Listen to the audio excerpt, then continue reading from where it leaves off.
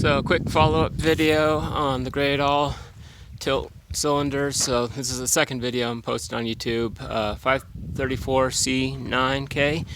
The tilt ram hoses were bad, so they're fixed now. Two new hoses are running on that pulley right there. See that in there? There it is.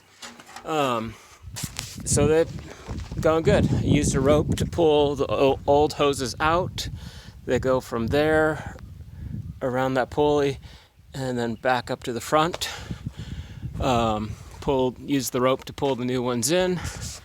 The hoses were $220 each. I had them make the hose 3/4 of an inch shorter than what the ones I pulled out to count for stretch. I read that online and I think that was perfect. I couldn't find anything in the service manual on the spring tension on there.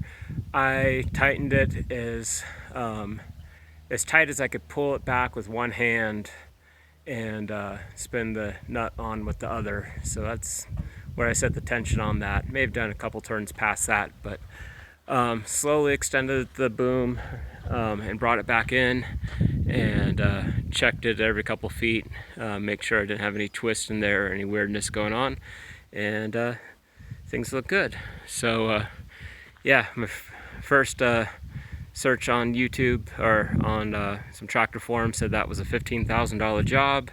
Turned out to be $440 and maybe 5 hours total, including picking up the new hoses. So there we are.